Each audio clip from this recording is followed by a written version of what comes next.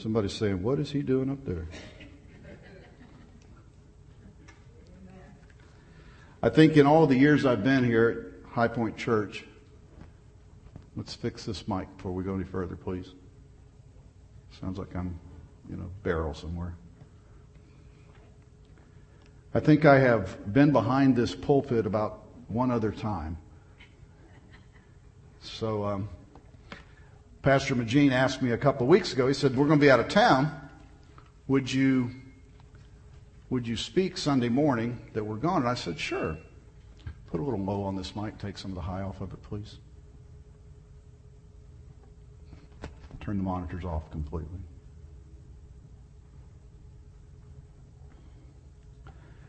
And I said I would. And as I look around this morning, I almost think I wish he wouldn't have announced I was going to be able to speak here this morning. So hopefully that's not why everybody's not here. But I'm glad that you're here. This is a very special day, a sad day. We feel very privileged to have had Megan as part of not just our church family, but the Goldsberry family for the last 4 years. We have been blessed. We are just privileged. But the good thing is, because of Megan coming into our lives, we have become very good friends with her parents and the rest of her family. And so we're glad for that. And we are going to miss her. But I know that God has a tremendous work for her in her life. We have spent hours and hours and hours over the last 4 years just talking about those things. And I know that if I ever met somebody who had a heart for God, I know that it's Megan. And so I don't worry about her. I know she'll be fine because she's headed in the right direction. But this morning I want to speak for just a few minutes.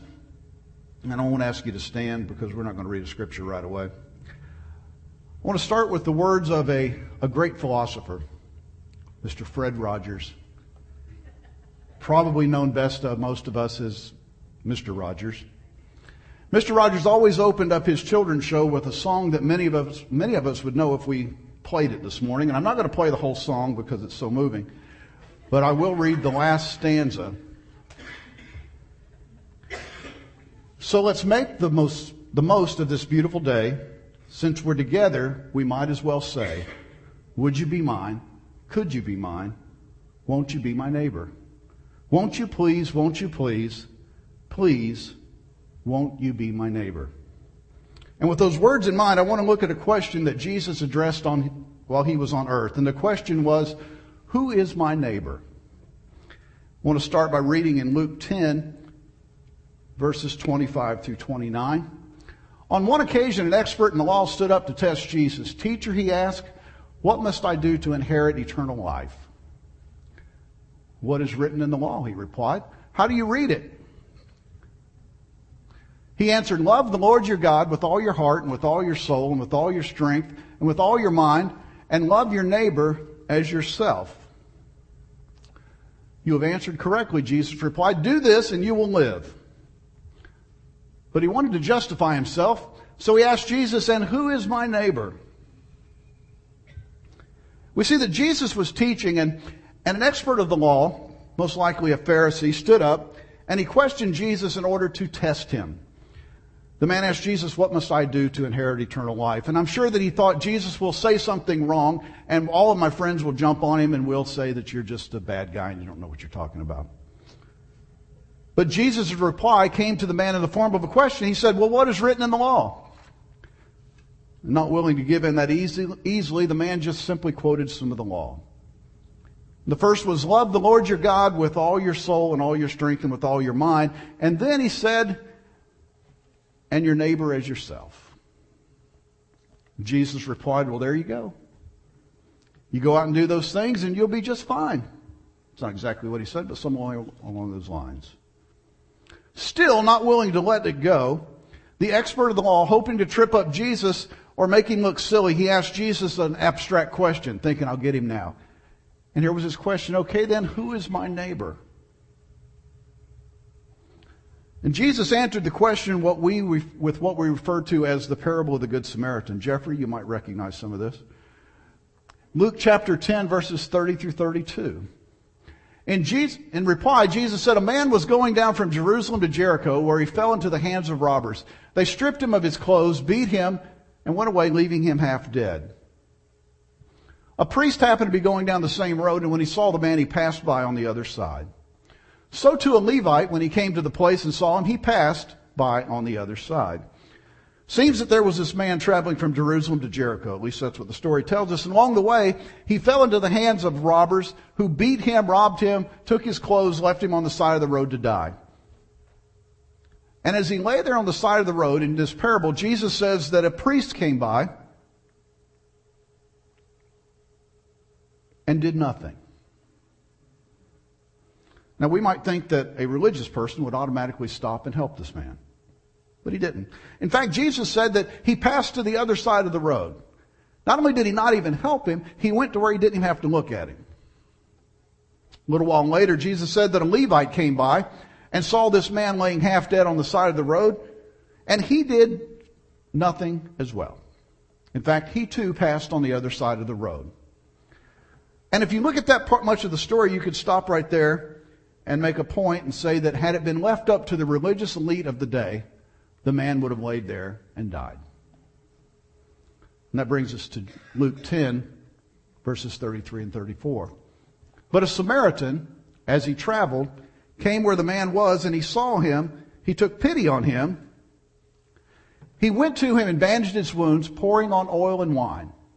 Then he put the man on his own donkey, took him to an inn, and took care of him. So Jesus continues in this parable, and he says that after the priest and after the Levite, and probably after a lot of other people too, we won't just pick on the priest and the Levite, but after all of these people had passed by this Samaritan, or passed by this man on the side of the road, that a Samaritan came down the very same road. He saw the very same man that the priest and the Levite and everyone had else seen. But something was different. Now keep in mind this. In the minds of most of the Jews of that day, Samaritans were about the level of a dog. Chances are that the man that was laying there was a Jew. And for all we know, he felt the same way towards Samaritans that most of the other Jews felt in that day. But in spite of that, the Samaritan stopped and he helped the man. If you read the different accounts of this in the Gospels, you'll see that the Samaritan did not verify anything before he stopped to help the man.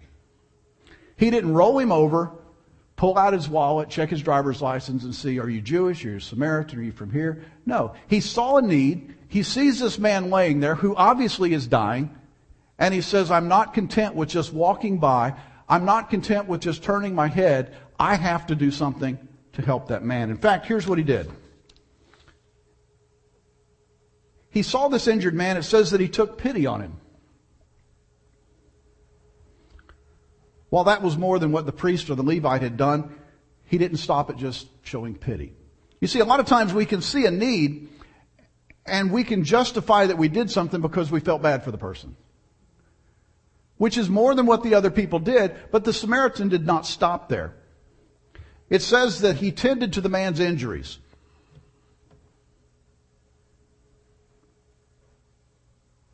But it doesn't even end there.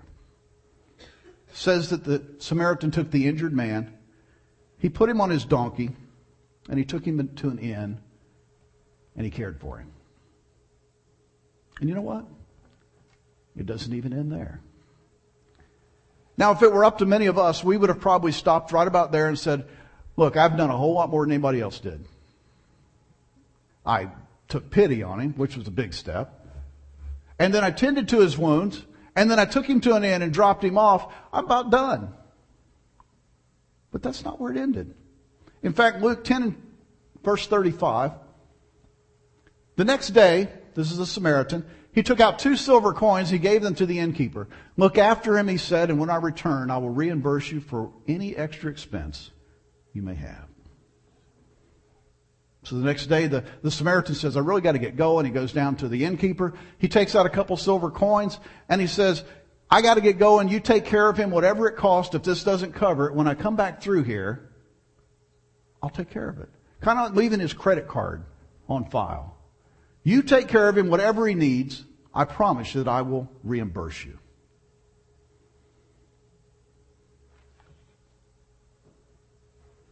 with all that he had done, this man whose people were hated by the Jews kept on doing for someone that he didn't even know. And most of us at this point would have said, now that has to be enough. That just has to be enough. Verse 36, Jesus asked the lawyer, of the 3 men who came in contact with this man that fell into the hands of the robbers, which of them was a neighbor? Verse 37, the man answers a question. It's pretty an easy question. He said, the one who had mercy on him. And Jesus' response to this was simple and to the point. He said, go and do likewise. And the thing is that we have the same command today. Where we see a need, we should attempt to meet it. Where we see injustice, we should try to make it right. Where we see hurting, we should try to bandage the hurt. Where we see turmoil, we should be a messenger of peace and hope. These are the types of things that Christians are supposed to do. Now, don't anybody jump way ahead of me here and think that I'm talking about a religion of social justice. That's not what I'm talking about. Not even close. What I am talking about is a kind of love that is in us, that causes us to look for the opportunity to help somebody. Because if it's done because we only had to, then it's really not very meaningful. It only means something if somebody had held a gun. I know they didn't have guns back then. But if somebody held a gun to the Samaritan's head and said, do all these things, and he did all the things that Jesus said in the parable, it would have been meaningless. But he did them for one reason, because it was what was in his heart. Lewis Castles, the religion editor for the UPI, once said this: the love that Christ commands is not easy, even for people who are blessed with great warmth of heart. And it is not impossible, even for those of us who tend to be crabby and short-tempered. For Christian love is not a vague feeling of affection for someone. It is rather a condition of the heart, and that will cause us to seek the welfare of others, including people we don't like, and even people who have done us wrong.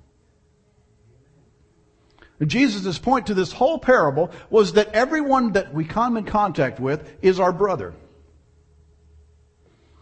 He emphasized many times in his teaching that pure love, Christian love, is not that warm and fuzzy feeling we get.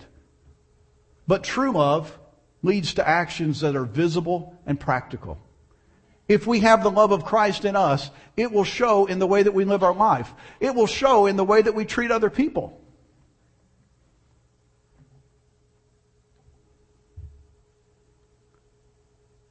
In fact, he gave the best example that we could ever have. Christ acted on our benefit, and we who know him must also act on the benefit of others. We are not to ignore those with whom we come in contact with, those who we find in distress, especially if the distress was not brought on by their own doing, maybe by the actions of another. And in the parable, we see that a lot of different ways that this Samaritan gave. It wasn't just money. Too many times when we think about helping people, the only thing we think about is taking money out of our pocket and giving it to somebody, and that's our way of helping somebody. I have learned in the last few years that that is not always the best thing to do. There were times in my life when that was really not all that much of an issue. I had the money in my pocket. If somebody needed it, I just give it to them. And I was thinking that that was helping. And I found out later, if you watch over a period of time, that that's not always the best thing. Sometimes the best thing you can do is sit down and talk to somebody. Sometimes the best thing you can do is sit down and listen to somebody. The Samaritan, yes, he did take some money out of his pocket and give to the innkeeper, but the first thing he did was have pity, and the next thing he did was tend to the man's wounds. The next thing he did was put him on a donkey and take him somewhere where he could be have continued care.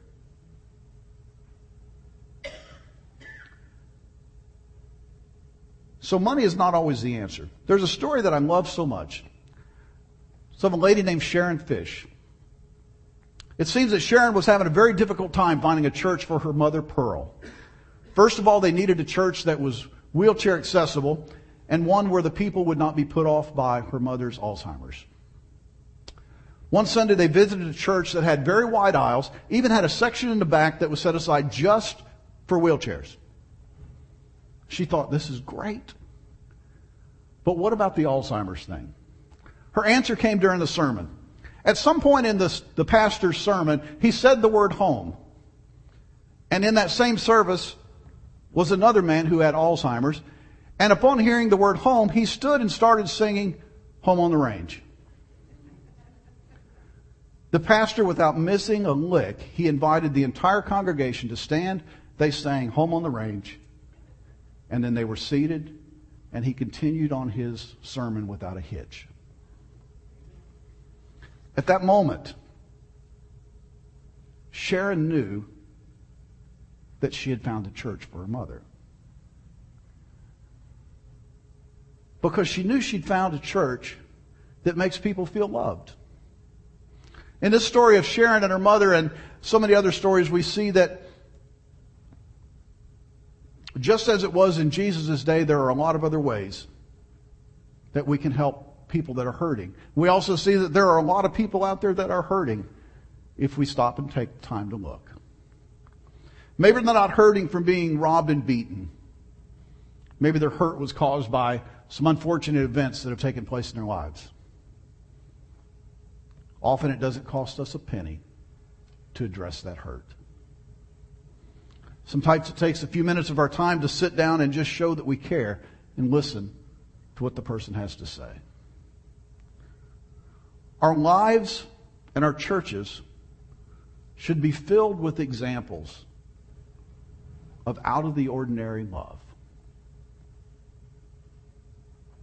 Our churches should be a place where people can walk in, a total stranger can walk in, and when they sit down just after a few minutes, they can say, I've never felt love like I feel in this place.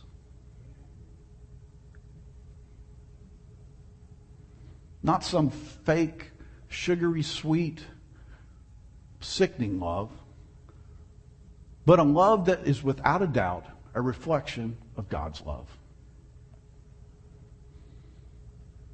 Sometimes as Christians, we may find it hard to demonstrate the kind of love that Jesus spoke of.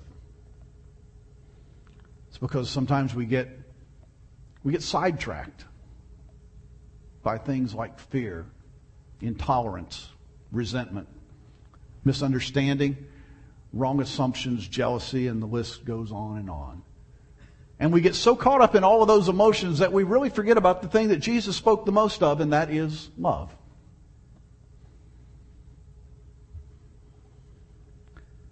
And then there's those times that we decide that we'll go ahead and show love anyway, and the response that we get is not always pleasant.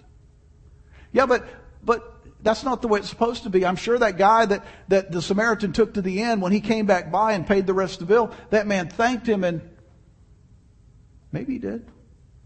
But I will tell you this, it doesn't always end that way. Sometimes we show love and those silly people just don't show it back. It just happens. And that doesn't mean that we quit loving.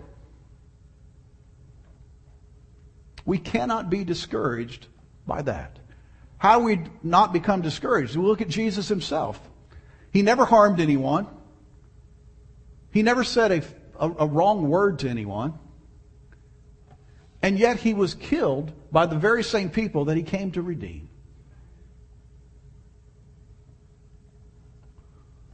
The one thing that remains true is this. And I've told Jeffrey this before. If we do the right thing for the right reason, it will always be the right thing for the right reason. A little simplistic, but true. We might feel the pain of being unappreciated, the pain of being misunderstood, and the pain of not being recognized for our sacrifice. And it might not be the same kind of physical pain that Jesus endured, but it can be hurtful at times when we feel crucified by others, sometimes even by fellow Christians. That happens? Oh, yeah.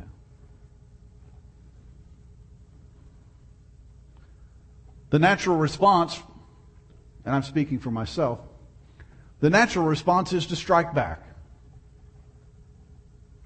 to get revenge, to vow never to help someone again, to promise never to love again to the point of being able to be hurt. But the truth is this, in those times, it's when we really have the opportunity to show the same kind of love that Christ had. When we love and we aren't loved in return. We are to love those that hate us. How hard is it to love those who love us?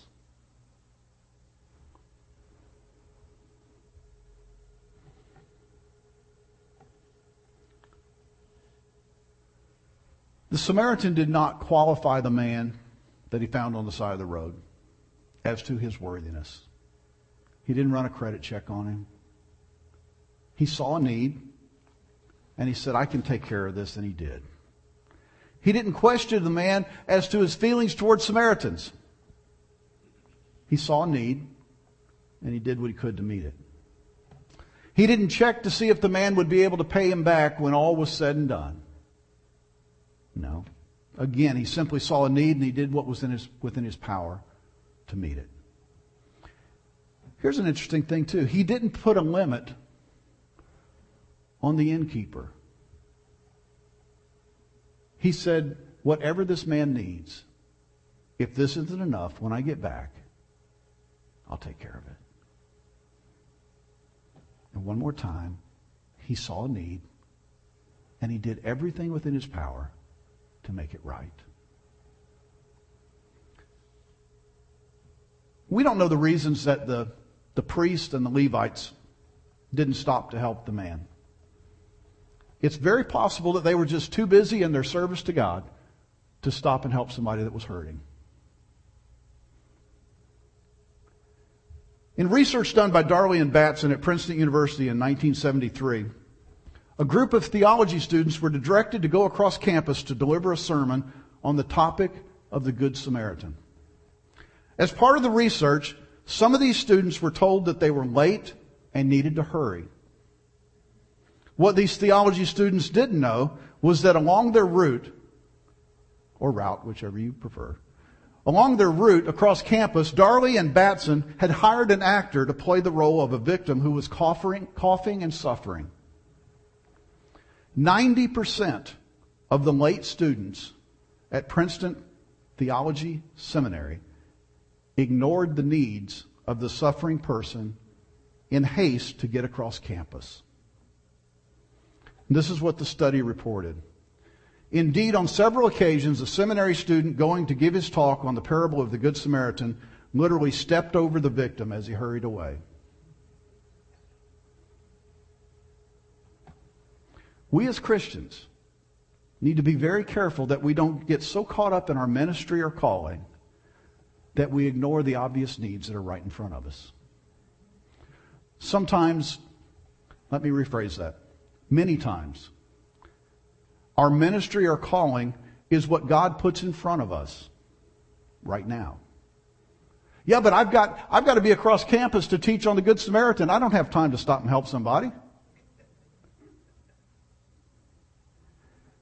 And we laugh at those people and go, those silly people. And we walk out the door, and if we're not careful, we find ourselves doing the same thing. But I'm busy doing my ministry. I don't have time to do ministry.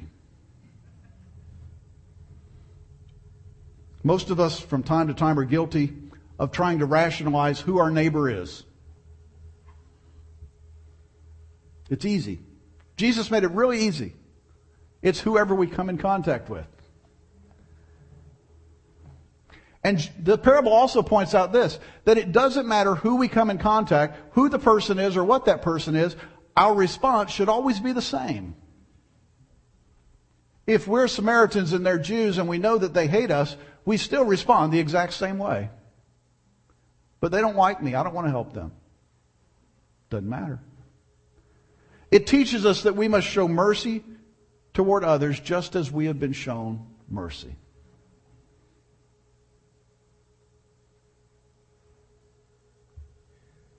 And then Jesus gave the final thing of this whole situation of the expert in the law trying to trip him up. After the expert in the law came back around and said, well, the person that obviously was a neighbor was the one that stopped and helped the guy.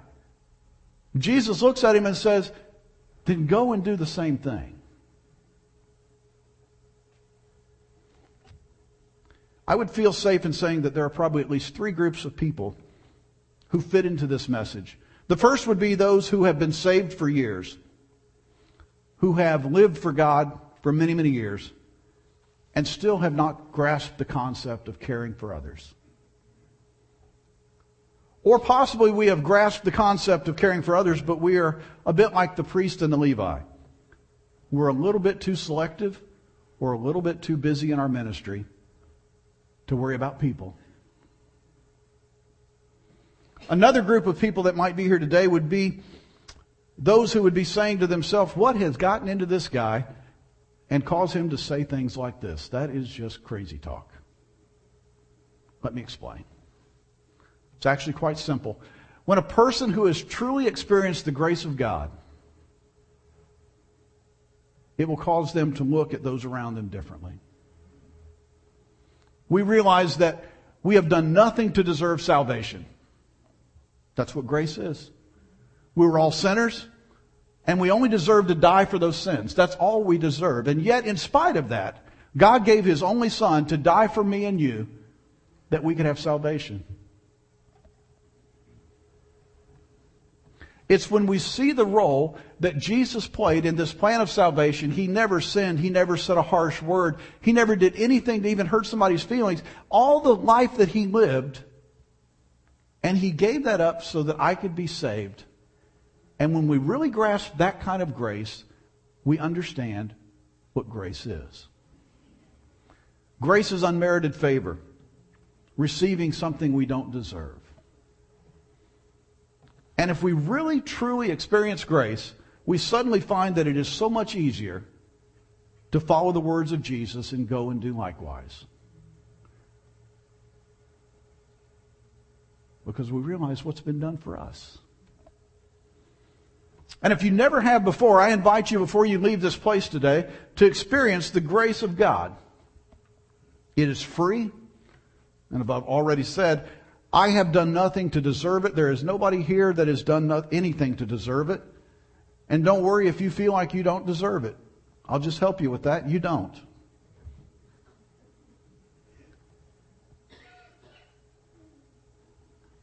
But the greater fact is that it's promised to you. And then there's a third group of people that are possibly here today as well. Maybe you've experienced grace. But somewhere along the way, you feel as if maybe you've been beaten and robbed and left on the side of the road. Maybe you feel right now in your life that you've done everything you could to live for God. And in spite of that, you feel like you're laying on the side of the road dying. To that third group, I would say that there is healing. One of the things that we hardly ever read into the parable of the Good Samaritan is that there was healing for the man that was hurt.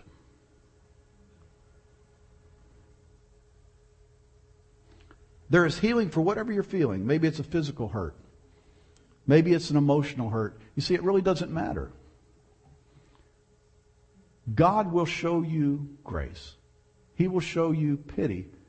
But as it was with the Samaritan, it doesn't just stop at pity. He will wrap His arms of love around you. He will let you know that He is there. And that He will even be there when the hurt is a distant memory. Because that's how much He loves us. What I really want us to grasp today is that regardless where you find yourself in this parable, in this story today, maybe you've been living for God for years. yet you've never really grasped the meaning behind this parable.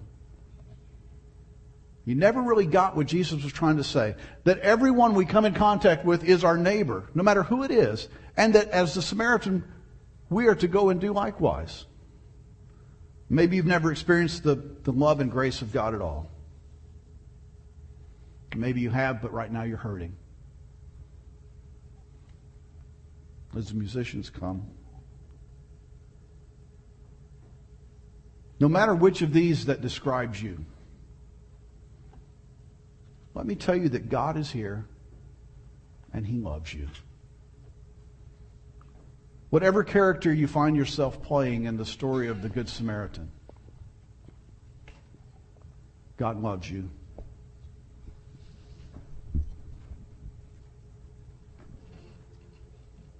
I will tell you this also, that God does not want you to leave this place the same way that you came in. If you came in today and you were hurting, you don't have to leave this place hurting. If you came in this place today and you didn't understand what grace is, you don't have to leave until you experience exactly what that grace is. You don't know what I've done. I don't care what you've done.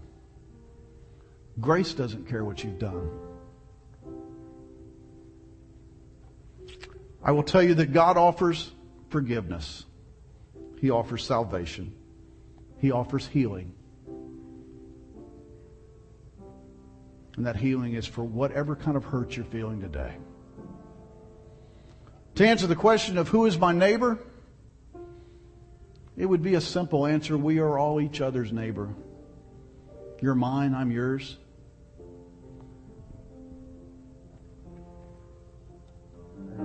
And not because I am hearing God speak to me at this very moment that there's someone here that's hurting. I will tell you, when you get any group of people together of any size, there is somebody in that group that is hurting.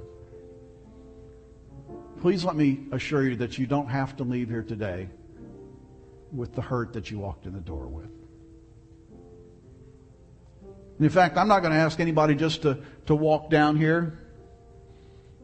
Since there was so many different people in the story, a lot of people would say, well, if I walk down there, everybody's going to wonder which person I was. So I'm going to make it real easy. I want us all to stand.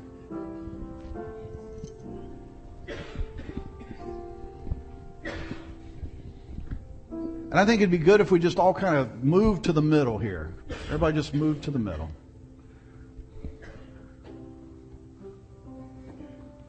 We're going to really truly reach across the aisle. Move on out. Grab the person's hand that across the aisle there. The person you're holding hands with is your neighbor on both sides. And there's not an awful lot of us here today, but we're all neighbors. We're all in this together. And I want us just to take a few minutes this morning as the singers sing. I want us just to take a few moments and pray for each other. Because I really don't think there's anything that is more important this morning than for us to know and really feel what the love of God is and what it is intended to be. And to know without a doubt that we have been in the presence of God today in this place. Could we do that just for a few moments? Could we just pray one for another?